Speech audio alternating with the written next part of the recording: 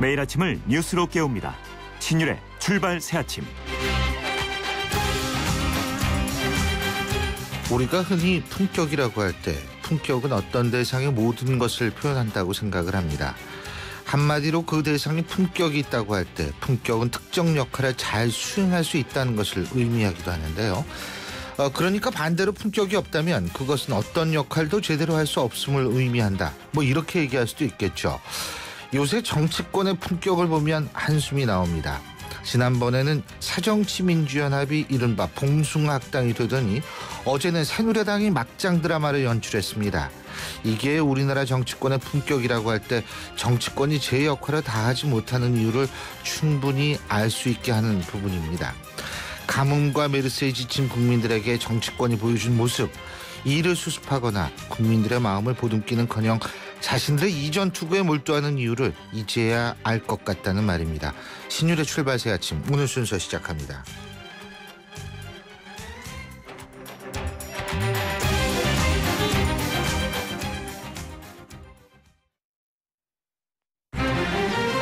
신율의 출발 새아침. 촌철살인 헤드라인. 촌철살인 헤드라인, 오늘도 양지열 변호사 나와 계십니다. 어서 오십시오. 예, 안녕하세요. 예, 오늘의 헤드라인 어떤 것부터 해볼까요? 오늘은 궁금한 게 제가 많았어요. 궁금한 키워드를 왜로 잡았습니다. 왜? 교수님께 한번 여쭤보고 싶어서. 별 말씀을요. 그러니까 첫 번째 뉴스는 도대체 검찰은 왜로 잡았는데요. 예. 다른 게 아니라 이제 특별수사팀이 성완종, 이른바 고 성완종 전 회장의 리스트에 관해서 수사를 하고 어제 중간수사 결과를 발표를 했는데 예. 성적표가 초기에 바닥 따지고 기둥 세웠다고 하더니 참 초라합니다. 아시겠지만 홍준표 경남지사하고 이양구 전 국무총리 그리고 이제 홍 지사에게 돈을 전달했다는 윤모 전 경남기업 부사장만 불구속 기소를 했는데요. 예. 이 과정에서 수사를 하면서 이게 소환 조사는 말씀드린 그 정도에서 끝났고 홍문종 새누리당 의원 정도가 또 소환 조사를 했네요. 나머지 분들 실제 정권의 실세라고 불렀던 김기춘, 허태열 전 청와대 비서실장 전부 서면 조사만 했지 않습니까? 그렇죠. 그러니까 사실 돈 받았냐라고 편지로 써서 보냈는데 거기다 받았다라고 적어서 보낼 사람 누가 있겠습니까? 제가 좀 받았는데요. 그러니까 그랬고 나머지 분들 같은 경우는 이제 계좌 추적 같은 것도 거의 안 했어요. 이제 계좌 추적을 안 한 부분이 사실 이제 대선 자금 전달 의혹이 가장 큰 어떻게 보면은 처음에 좀 정치적인 폭탄 아니었습니까? 어떻게 나올지에 관해서. 근데 이게 문제가 됐던 게 홍문종 의원이나 유정복 인천시장, 사병수 부산시장인데 계좌 추적을 왜 안 했냐고 이렇게 하니까 예. 아니 그 당시에 성 전 회장의 계좌를 추적을 해보니까 인출된 돈이 없더라. 그러니까 받은 사람도 추적해 볼 필요가 없었다는 게 검찰의 논리거든요. 예. 성 전 회장이 그 자기 계좌에서만 돈을 꺼내갔을까요? 그건 모르잖아요. 어떻게 보면 사실 계좌 추적은 기본이었는데 이런 부분도 안 하고 수사를 마무리했다는 거 좀 납득이 잘 안 가고요. 마지막에 이제 노건평 노무현 전 대통령의 형님이시죠. 예. 노건평 씨를 장시간 소환 조사하고 어제 이제 굉장히 긴 시간을 할애해서 5억 원 가량의 경제적 이익을 받은 건 맞는데 공소시효가 지나서 이제 불기소한다라고 밝혔거든요. 근데 공소시효 조사할 땐 그걸 몰랐다는 얘기예요? 그러니까 이게 사실은 이것도 처음에 애초에 조사할 때 몇 년도에 받았는지는 당연히 수사의 시작이었죠. 그러면 그거 외에 그 지나서 받았을 만한 어떤 정황이 있었으면 수사를 해야지. 애초에 마찬가지였던 거예요. 아까 말씀드린 것처럼 김기춘 전 시장 같은 경우도 공소시효가 지났기 때문에 그냥 서면 조사만 했다고 했는데 노건평 씨도 마찬가지 사안이거든요. 근데 굉장히 자세하게 언제 어느 때 누구에게 이런 이유로 돈을 받았는데 시간이 지나서 기소를 못한다. 법적으로는 노건평 씨는 지금 부인을 하고 있는데 법률적으로는 해명을 할 기회도 없는 거예요. 사실은. 받은 건 확실한데 해명할 기회는 없는 이런 상황을 만들어버리고 수사를 종료하겠다는 거죠. 그래서 참 애매합니다. 글쎄 법률가시니까 더군다나 이게 저도 이거 보고서 잘 이해는 안 되더라고요. 예. 궁금한 점이 진짜 많은. 저한테 답변을 못 해주시는 거죠. 그렇죠. 이걸 제가 어떻게 답변을 하겠어요. 죄송합니다. 야, 근데 이게 진짜 좀 그래요. 결국 특별 이제 뭐 특검 넘어가고 정치적으로 조금 더 문제가 될 것으로 보입니다. 예. 예. 자, 다음 뉴스 어떤 겁니까? 이제 어제 이제 중국에서 벌어졌던 안타까운 사건에 대해서 도대체 왜 예. 버스가 왜 그런 일이 벌어졌을까 궁금해하는 분들이 많이 계실 텐데 그렇죠. 중국 공안에서 통제를 하고 있기 때문에 아직 뭐 결론을 내리기는 좋지만 현장에서 들어온 리포트라든가 이런 걸 종합을 해보니까 어느 정도 답을 좀 추측을 해볼 수 있겠더라고요. 이제 가서 현장 자체가 도로가 한 90도 이상으로 각도가 꺾이는 곳에 다리가 놓여 있었고요. 예. 이게 보니까 처음에는 무슨 마주오는 버스가 있었다 이런 얘기들도 나왔었는데 다리 양쪽 폐쇄회로 TV를 보니까 다른 차량은 전혀 없었다고 합니다. 전혀 없었고 이게 오른쪽 난간 같은 데 보면은 버스가 굉장히 급하게 이렇게 회전을 하면서 바퀴 자국 같은 것들이 뚜렷하게 바닥에 남아 있고 이런 점을 보면 저 같은 경우도 간혹 이렇게 교통사고 같은 건 다루거든요. 그런 걸 보면 사실 이렇게 뭐 차가 도로 밖으로 튕겨나갈 정도의 상황 이거는 사실은 과속을 했거나 아니면 브레이크 고장 나서 그러니까 운전자 부주의일 경우가 확률적으로 굉장히 높아 보입니다. 하여튼 지금 뭐 공무원분들 10분이 정말 안타깝게도 목숨을 잃었고요. 중국인 운전자까지 사망한 사건이죠.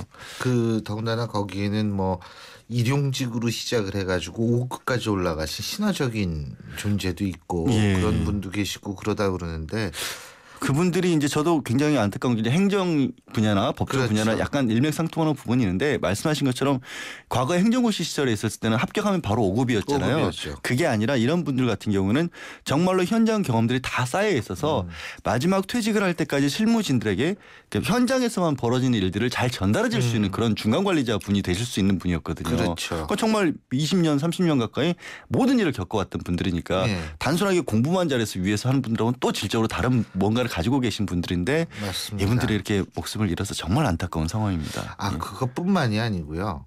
근데 중국은 뭐 비밀로 할 걸 비밀로 해야지. 그 모든 걸 그렇게 비밀로 하면 어떡합니까? 저도 잘 납득은 안 가는 게 사실 이게 무슨 어떤 외교 행사라든가 우리 입장에서는 공무원들이지만 거기에 중국의 공적인 지위로 가겠었던 분들은 아니잖아요. 그렇죠. 그 교통사고일 뿐인데도 통제가 어느 정도로 심했냐면 일단 사고가 나서 나머지 100여 분 정도로 호텔로 이제 감금을 했답니다. 거의. 사실상 감금을 해놓고 이게 누가 동료들이 다쳤는데 누가 어떻게 다쳤는지도 알려주지도 않고 안에 계신 분들이 그 상황 현장에 있었는데도 불구하고 한국 뉴스를 보면서 소식을 접했다고 해요. 그 정도로 공안의 통제가 하여튼 아직은 굉장히 심한 나라입니다. 그거는 그때 좀 앞으로 중국의 어떤 경제적인 역량, 세계 정치에 있어서의 역량 이런 거를 고려했을 때는 좀 바뀌어야 되는 것 아닌가? 바뀌어야 되는데도 불구하고 중국이 워낙 거대하고 그렇게 해도 당신들이 우리에게 어떻게 할 것이냐는 오만함이 아직도 남아있는 거죠 사실은. 그렇죠. 자, 다음 뉴스는 어떤 거죠? 진짜 이분은 왜 그러셨을까요? 김태호 최고위원 얘기죠. 정말 왜 그러셨을까요? 어제 전 교수님 그 콩가루하고 찹쌀가루하고 차이 아세요 혹시? 저는 그러니까 찹쌀가루는 연결해 주는 거고 콩가루는 이게 이제 이게 완전히 부서져 버린다는. 할 때 그게 이제 산산이 흩어진다 이런 뜻 아니겠어요? 그래서 그랬을 거예요. 하여튼 이제 처음 얘기 꺼냈을 때부터 최고위원 자리에서 원래 뭐 당 최고 김무성 대표부터 시작을 해서 이 자리는 사실은 유승민 원내대표에게 거취를 결정하라고 서로 얘기들은 많이 나온 상황이었으니까 얘기를 좀 자제해달라 조용히 해달라라고 다 돌렸었고 사실 김무성 대표는 그 전날부터 언론에 인터뷰도 하지 말라 그랬었잖아요. 그런 최고위원 자리를 더군다나 언론에 공개되는 자리였는데 많은 분들이 보셨겠지만 갑자기 김태호 최고위원이 말을 꺼냈죠. 말씀드린 것처럼 콩가루가 돼서는 안 된다. 찹쌀가루가 돼달라라고 얘기를 하니까 이제 보다 못해서 원유철 의원이 아니 조용히 있기로 했는데 왜 이러냐. 며칠 더 기다려주기로 하지 않았냐라고 하니 결국에는 김무성 대표가 그만하자. 이제 안 되겠다라고 당대표가 최고위원 자리를 결국 박차고 일어나는 일이 벌어졌고 거기서 그나마 끝났으면 다행이었을 텐데 김태호 의원이 또 물고 늘어지지 않았습니까? 물고 늘어지니까 결국에는 약간 이제 격하셔서 당대표께서도 마음대로 해라. 마음대로 해라. 라는 얘기가 나왔고 김학의 의원이 이제 김무성 대표 비서실장도 하고 있고 맞습니다. 개인적으로는 김태호 최고위원하고 친하다 보니까 그런 얘기를 하셨다고 하는데 결국 이제 어린 개라는 표현을 쓰셨죠. 그렇게까지 해서 참 국민들 보기에는 아까 좀 전에 바로 제가 공무원분들 그런 안타까운 사고 소식 전해드렸고 그게 수습이 어떻게 돼가고 있는지도 궁금하지 않은 모양입니다. 이렇게 싸움을 했던 게. 글쎄 왜 그랬을까요? 저는 이 부분은 교수님께 여쭤보고 싶더라고요. 글쎄요. 저도 뭔가 알 수가 없지만 일단은 김태우 최고위원 같은 경우에는 원래 친박이 아니었어요. 그렇죠. 그러니까 이제 이명박 정권 시절에 총리까지 올라가고 근데 이분이 굉장히 입지능적인 인물입니다. 김태우 최고위원이. 그러니까 보좌관부터 시작을 해가지고 아니 총리 후보까지 올라갔으면 이건 정말 대단한 이 역경을 딛고 올라간 분이죠. 사실은. 근데 역경을 딛고 올라가신 것 치고는 행보가 참 최근 들어서는 이상한 게 지난해 10월이었나요? 김무성 대표가 헌법 개정 관련해서 약간 고려움을 겪을 때 왜 안 도와주냐면서 자기 최고위원 사퇴하겠다고 또 큰 소리 치셨다가 조용히 들어갔네요. 다시.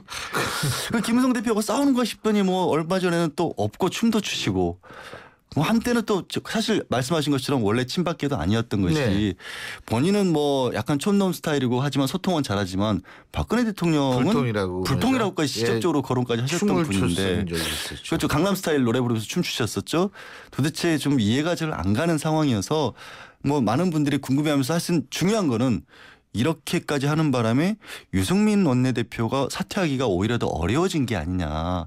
면전에서 이렇게 거의 모욕적인 상황을 겪었기 때문에 당이 더 어려움에 빠뜨린 것으로 보인다는 그런 지적이 나오고 있죠. 그런데 이분이 친화력은 대단해요. 그래서 우리 PD가 대통령을 누나라고 부른다는 그 얘기가 있다고 그러는데 충분히 가능한 게 전국에 동생이 한 800명, 형님이 한 1000명 계시다는 그런 얘기도 있어요.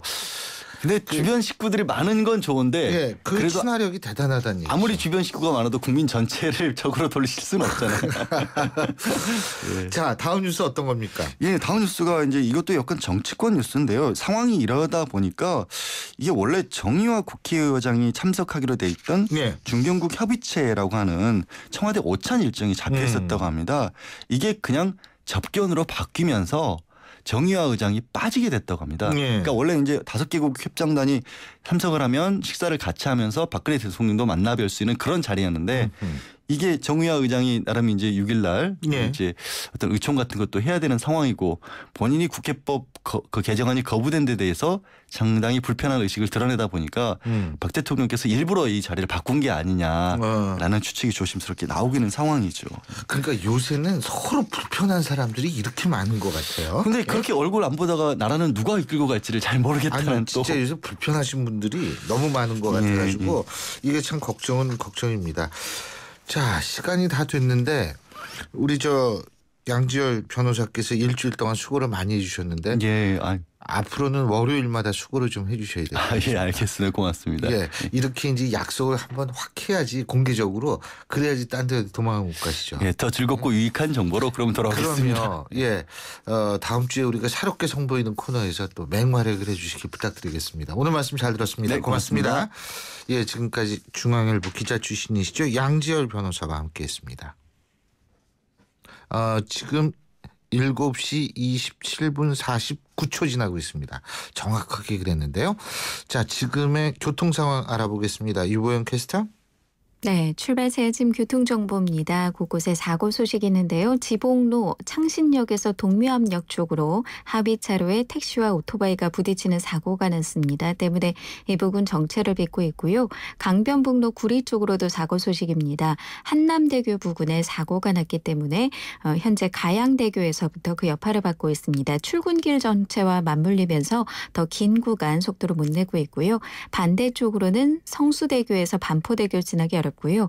강 건너 나란한 올림픽대로 방화대교에서 성산대교, 여의아래 나들목에서 한강대교 구간 속도를 못 내고 있고 반대쪽으로는 청담대교에서 동호대교까지 가다서다 반복하고 있습니다. 그 밖에 양화로 도심 쪽으로 홍대입구역 부근, 이어지는 신촌로 도심 쪽으로 신촌교차로 부근에서 각각 짧게 밀리고 있습니다. 출발새 아침 교통정보 유보연이었습니다. 신율의 출발새 아침 1부 순서는 여기서 줄입니다. 잠시 뒤 2부에서 뵙죠.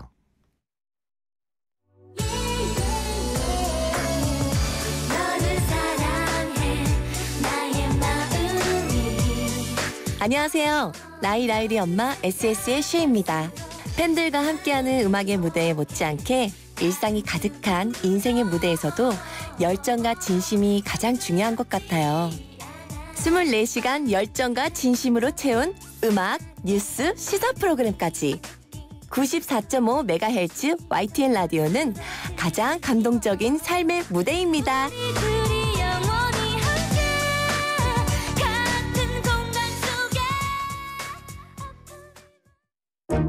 소통의 아침을 여는 공정한 목소리.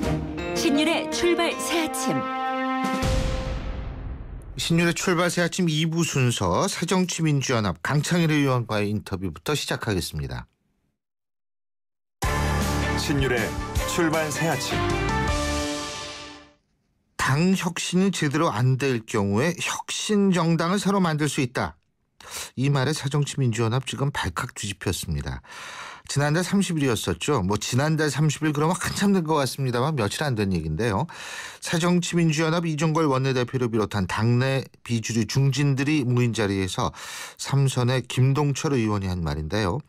당 밖에 아닌 현직 의원의 입에서 신당이 언급됐기 때문에 그동안 소문만 무성했던 신당 창당론이 당 안에서조차 본격화된 것 아니냐 여러 가지 추측이 나옵니다.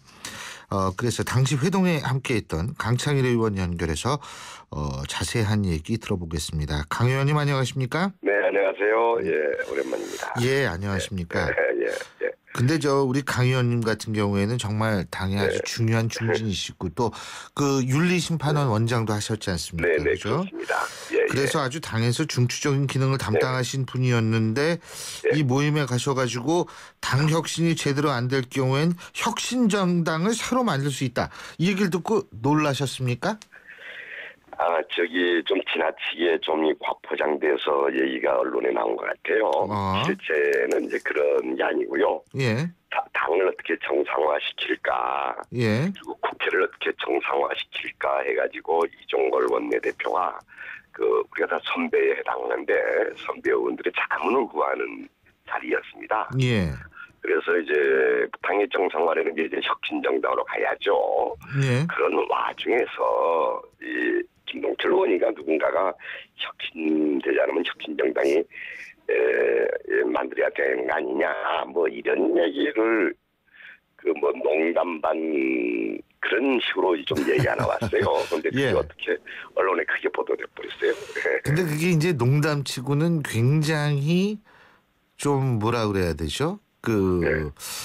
상당한 좀 그런 의미가 있는 얘기죠, 사실은. 왜냐하면 지금 분위기를 한번 보시면은요. 천정배 의원 바깥에 있지 않습니까? 그죠? 그 다음에 오늘 아침 조가신문 보면 천정배 의원이 김두관 전 경남지사, 박준선 의원을 만나서 전국 정당을 꾀하겠다. 이러고 있고 또 얼마 전에는 당 고문 되시는 분들이 또 모여서 신당 창당에 대해서 얘기하지 않았습니까? 예. 그 당내에서 그런 얘기가 지금 나온 게 아니고 오래전부터 많이 나왔어요. 그렇죠. 혁신정당이 나와야 된다, 혁신돼야 된다, 이런 차원에서 얘기 많이 나왔는데, 예. 의원들 사이에서도 그런 얘기가 많이 나오죠. 예. 그런데 이제 그게 콕 집어서, 근데 그게 우리가 일상적으로 그런 얘기를 하기 때문에 그게 크게 저희들한테 어필되지는 않았습니다. 그게. 예. 평소 때 늘 나오는 얘기예요. 그게. 예. 예. 근데 평소 때도 그게 그만큼 나온다는 얘기는 사실은 새정치민주연합의 내용이 그만큼 깊다는 얘기 아닙니까? 내용이 깊은 것보다도 지금 당으로부터 좀 많이 버림을 받고 있지 않습니까? 당이. 국민으로부터 좀 멀어져 있어요. 예. 이런 식으로 해서 이 좀 구당적 차원에서 당을 어떻게 구할까 이런 차원에서 고민들을 많이 하게 되죠. 예. 여기에서 얘기들이 나오는데 거기에 이제 이 중진 의원이 입에서 나왔다 이거 때문에 좀 파장이 좀 있는 것 같아요. 그런데 늘 평소 때 나오는 의미가 당을 구하자. 어떻게 혁신시킬까 이 문제가 초점이죠. 그렇게 이해해 주시면 될 거예요. 근데 혁신이라고 말씀하셨는데요. 지금 혁신 예를 들면은 원혜영 의원이 위원장으로 있는 정치혁신실천위원회도 있었고 지금은 김상곤 위원장이 위원장으로 있는 혁신위원회가 있는데 그동안 혁신이 잘 됐으면 계속 혁신위원회가 나올 이유가 없죠.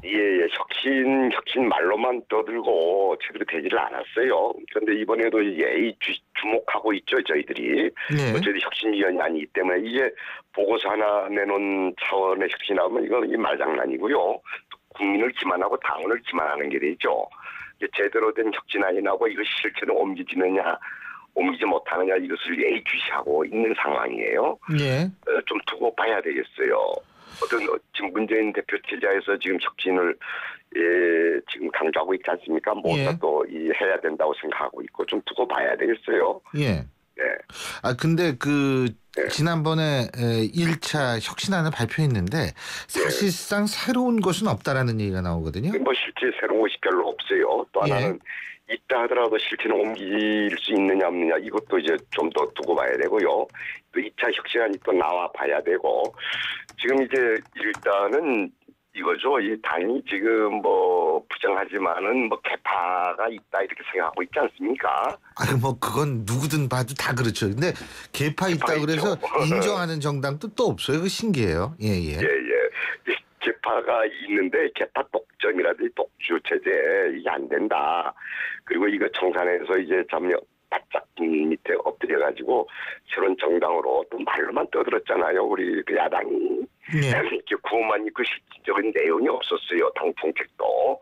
그래서 대통령 자리도 뺏겼죠. 이런 문제 다음에 당이 정체성을 정확히 해야 된다.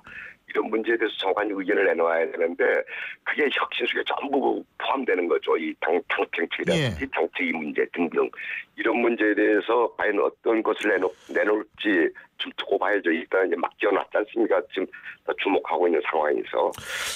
기대하고 있습니다만은 근데 지난번에 혁신안 중에 새로운 것도 전혀 없었다라는 평가가 많았는데 하지만 주목할 부분이 뭐냐면 선출직 공직자 평가위원회 이거를 만드는 거 이것도 뭐 새로운 건 아닙니다만 아니죠. 뭐 해왔죠. 가장 중요한 것은 평가 교체 지수를 이제 도입한다라는 그 부분이고요. 이 부분 때문에 실제로 호남 쪽에 지역구로 두신 분들이나 중진 이상급 되는 분들은 상당히 좀 경계를 한다. 이게 무슨 의도가 있다. 이런 식의 해석을 하고 있는 경우도 많다 그러더라고요. 네, 많죠. 이 과거의 공천관에서 보면은 이른바 평가 지수니 뭐니 이걸 가지고서 이 누구 목 치는데 많이 활용해 왔거든요. 그런 식으로 이건 불공정하죠. 또 호남을 특히 찍어가지고 뭐 안 된다 이것도 웃기는 얘기예요. 그건 국민이 이 유권자가 심판하는 문제지. 의도적으로 어느 지역은 뭐 몇 선 이상 안 된다 이게 무슨 애들 코미디 같은 얘기예요. 그런 식의 그것은 안 되고 어디 물갈이 하기 위해서 또 어디가 칼을 뭐 휘두르기 위해서 혁신안이 이용된다 하면 아주 뭡니까 이 불순한 의도가 있다고 생각이 되고요. 그렇지만은 저희들은 현재 이 혁신위원회에 대해서 되게 기대를 하고 있습니다. 또 김성훈 위원장이 잘할 것이라고 기대하고 있는데 좀 더 두고 봐야 되겠어요. 어떻게 결과 나올지.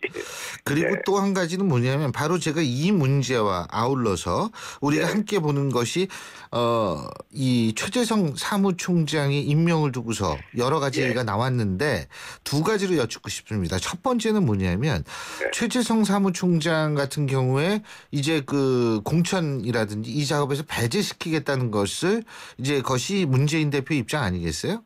근데 그게 배제한다고 배제할 수 있어요? 그게?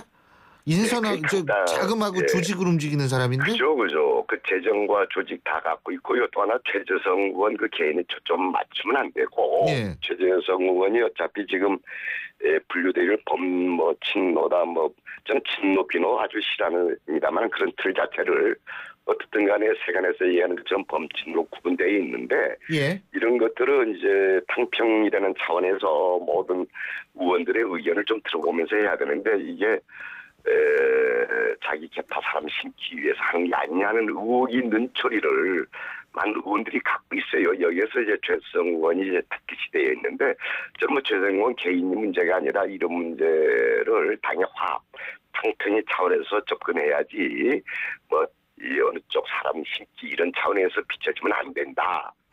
그러면서 이 문 대표가 좀 공정스러운 입장에 처해 있지 않습니까? 아주 저는 좀 그런 당평에 좀 어긋난다 생각하고 있어요.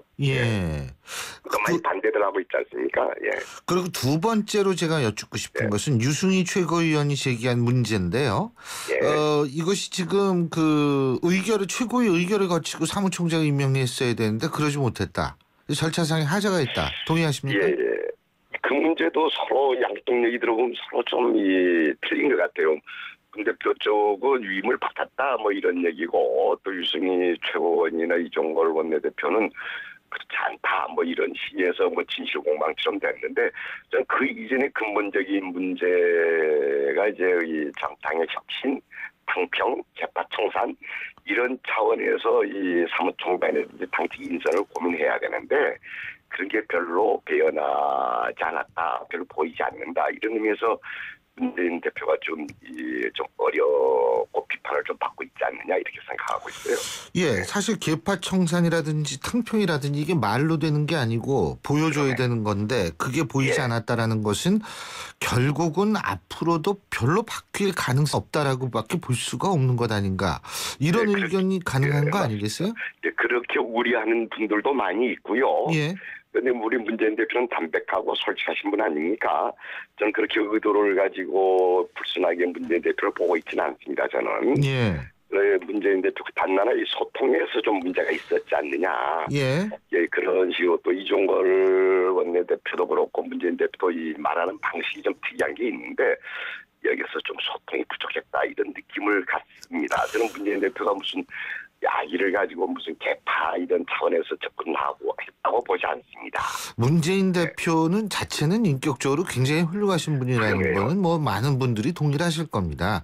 그런데 중요한 것은 뭐냐면 문재인 대표의 소통 부족. 이것은 결국은 문재인 대표의 이른바 측근 그룹 비공식 어떤 라인에 있어서의 역할이 문재인 대표의 행동에 일정 부분 영향을 미치는 것 아닌가. 사실 이런 얘기도 많이 나왔었잖아요. 네, 우리 신 교수가 정확하게 파악하고 계시구만요.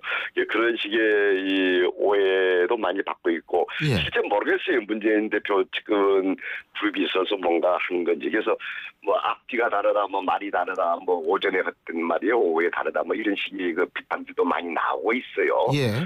이런 것들은 좀 문재인 대표가 좀 풀어줬으면 좋겠다 이런 식으로 생각을 하고 있고 저도 언젠가 빠른 시일 내에 문재인 대표 만나서 한번 물어보려고 그래요. 예. 뭐 뒤에는 뭐 측근 그룹이 있느냐 말이야. 뭐 어떻게 이렇게 이 말들이 많으냐 그러니 한번 여쭤보고 싶어요.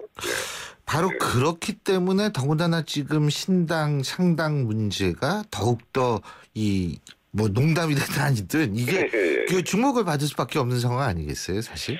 예, 실제로 뭐 잘 아시다시피 지금 뭐 아까 천정배 의원 그룹 등등등등 뭐 또 호남 쪽의 분위기 등등 뭐 여러 간단하지 않습니다. 이것을 극복해 나가는 게 이제 우리 문재인 대표 체제의 가장 큰 과제 아니겠습니까? 예. 그래서 이 호남은 저희 이 새정치민주연합으로서는 거기가 이 오너거든요. 오너 의식을 갖고 있죠. 문재인 대표는 CEO에 지나지 않습니다. 그런데 문재인 대표가 내가 오나다 이렇게 하게 되면은 이건 이제 욕을 먹게 돼 있죠. 예. 그래서 빨리 우리 뭡니까 주주들 대주주 아니겠습니까? 그분들이 뜻을 살 수 있도록 정책도 내놓고 당이 혁신하는 모습을 보여줘야 돼. 안 그러게 되면 당은 아주 풍지박산 날 위험도 있습니다. 그는. 그렇군요. 네. 자, 그 풍지박산 날 위험도 있다는 말씀하셨는데 제가 볼 때 지금 언론에 보도되는 거는 굉장히 구체적으로 나오거든요. 그러니까 신당 찬단 시나리오 같은 경우에 지금 바깥에 민주당이라는 당명을 가진 정당이 있지 않습니까?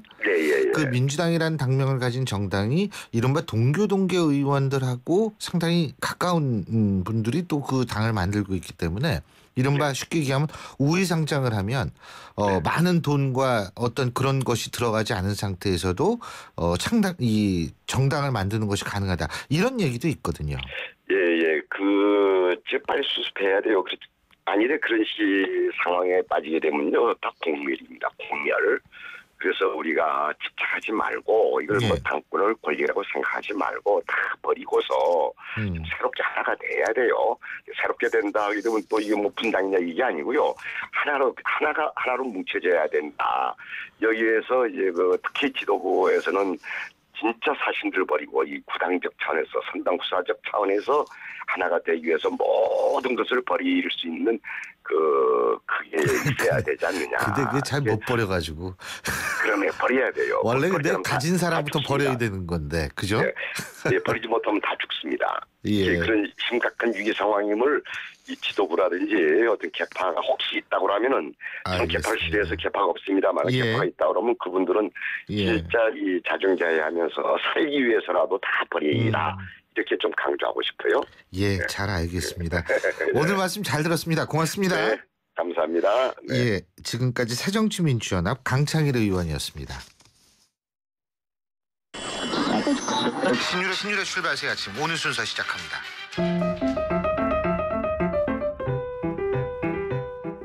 오늘 아침 당신이 듣고 싶은 뉴스 94.5MHz YTN 뉴스 FM 신율의 출발 새 아침.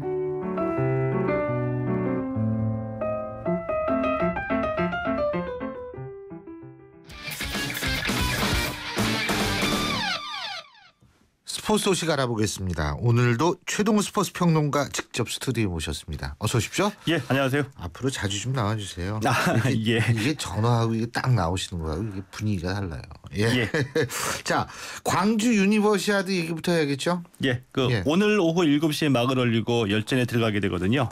어제 우리 선수단이 유니버시아드 입촌식을 가졌습니다. 이 예. 선수단 입촌식에 들어갔고요.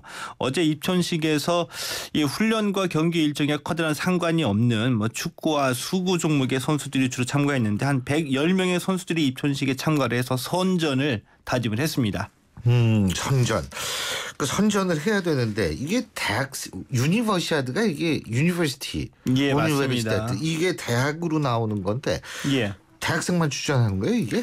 그러니까 우리가 흔히 유니버시아드를 대학생들의 잔치, 대학생들의 축제라고 하기 때문에 예. 대학생들만 참가하는 것으로 알고 있는데 사실은 그렇지는 않습니다. 어쩐지 좀 늑수그레한 선수도 있더라고요. 늑수그레한 선수 있습니다. 예. 연세가 좀 돼 보이시는데 그래서 뭐 복학도 하고 휴학도 하고 그래가지고 계속 이렇게 그런 예, 맞는데요. 그러니까 이 나이로만 보면은 만 17세에서 27세까지가 참가 기준이고요. 예. 이 대학을 졸업한 뒤 2년 이내 선수면 참가할 수 있게 좀 허용을 하고 있거든요. 예. 근데 이게 원래 출발이 1923년에 이 국제 대학생 선수권 대회라는 이름으로 출발했거든요. 예. 몇 차례 변화 끝에서 이제 1959년에 유니버시아드라는 이름을 갖게 됐는데 대학생들만 참가하는 것은 아니고 27세까지 허용을 한다라고 말씀을 드리고 싶고요. 이번에 모두 27개 종목에서 열리게 되는데 예. 우리나라는 아무래도 홈코트이니만큼 27개 전 종목에 출전을 해서 금메달 25개로 종합성적 3위를 목표로 하고 있습니다. 그렇군요. 내일 개막식이 열리죠. 오늘입니다. 오늘이군요. 예. 저 오늘 참 개막식이 열리죠. 예. 그러면은 국제 종합대회 개막식은 항상 이게 좀 주목을 받지 않습니까? 화제가 되고 있죠. 오늘 개막식은 그럼 몇 시부터예요? 오늘 오후 7시에 이 광주 월드컵 경기장에서 열리거든요. 아하. 이 젊음이 미래의 빛이다라는 이 주제를 가지고 3시간 20여 분 동안 진행이 되고 있는데 예. 이 태초의 이 빛의 탄생과 이 젊음의 충돌이라는 주제를 가지고 식전 행사가 열리게 되고요. 이 선수단 입장이 이어지고 난 뒤에 그 다음에는 우리나라의 이 우수한 문명과 문화의 발달 과정을 보여주는 공연이 이어지게 되고 가장 관심거리는 역시 누가 이 성화를 점화하느냐인데 늘 그랬듯이 비밀에 붙여졌습니다. 이제 관심이 증폭이 되고 있고요. 예상하기로는 광주 출신의 유명 스포츠 스타 그러니까 뭐 양학선 선수나 그 이전에 최조 영철 선수나 아니면은 인기 연예인은 수지냐.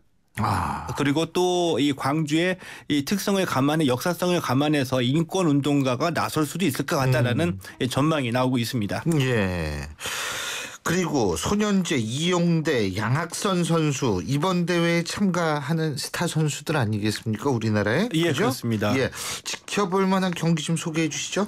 우리나라는 이 전통적인 이 강세 종목이죠. 이 유도, 태권도, 양궁, 사격 등에서 이제 강세를 보일 것으로 예상이 되고요. 이외에도 이제 체조와 펜싱, 배드민턴에서 이제 기대를 걸고 있는데 이 대표적인 스타라고 한다면 유도의 왕기춘 선수, 배드민턴 이용대 선수, 체조의 양학선 선수, 또 리듬 체조 이 손현재 선수 그리고 얼마 전에 윈블던 단식에 출전했다가 귀국을 했죠. 이 정현 선수 등이 특히 이 팬들의 관심을 모으고 있습니다. 그렇군요. 근데 어쨌든 이번 대회 광주가 상당히 알뜰하게 치르는 것 같아요. 그거 참 좋습니다. 예, 그렇죠. 그러니까 3개만 신축한 모양이죠, 경기장은? 예, 이번 대회 모두 이제 69개의 경기장이 필요한데요. 예. 딱 3개만 신축을 했습니다. 나머지 경기장은 전부 다 기존의 경기장을 리모델링해서 활용을 한 건데 이렇게 이제 기존 경기장을 활용하게 되면서 2천억 원의 예산을 절감을 했고요. 이 한국은행 광주 전남 본부가 이 분석한 바에 따르면은 광주 유니버시아드 경제 효과가 모두 2조 8천억 원이라고 하는데 예. 늘 그랬듯이 경제 효과는 부풀려지기 마련이죠. 예. 알뜰살뜰 치르는 이 새로운 모델이기 때문에 과연 대회가 폐막한 후에 기대했던 경제 효과가 발생을 하는지 그리고 이번에 이렇게 알뜰살뜰한 이 스포츠 이벤트 모델이 우리가 개최하게 되는 다른 국제 이벤트에도 적용할 수 있는지 등등을 좀 면밀히 살펴보는 게 중요할 것 같습니다. 그렇습니다. 야구 얘기 하나만 더 하죠. 예. 프로야구에서 넥슨이 삼성의 완봉승을 거뒀어요. 예, 이 삼성이 한 점도 빼내지 못하고 0패를 당했습니다. 예. 이 넥센이 어제 경기에서 이 삼성의 2대0 완봉승을 거뒀는데요. 이 예. 넥센의 선발이 라이언 피어 밴드 선수였었고요. 예. 7이닝 무실점. 그리고 피어 밴드 이후에 8회에 조상우, 9회 손승량 선수가 이어 던졌는데 삼성이 안타는 더 많이 쳤습니다. 예. 무엇이냐면은 넥센 마운드에 노련함, 산발로 처리하면서 위기를 처리하는 노련함이 돋보였죠. 예, 잘 알겠습니다. 오늘 말씀 고맙습니다. 예, 고맙습니다. 예, 지금까지 최동호 스포츠 평론가였습니다. 정대리 곧 출산이지? 축하해. 네 사장님. 그런데요 아이 낳고 육아휴직 들어가면 제가 하던 일은 누가 하죠? 걱정 마. 고용노동부에서 운영하는 대체인력뱅크가 있잖아. 대체인력뱅크는 출산, 육아휴직 등으로 빈자리가 생겼을 때 대체인력을 추천해드리는 곳입니다. 지금 인터넷으로 대체인력뱅크를 검색해보세요. 신율의 출발새 아침 2부 순서 줄입니다. 잠시 후 3부에서 뵙겠습니다.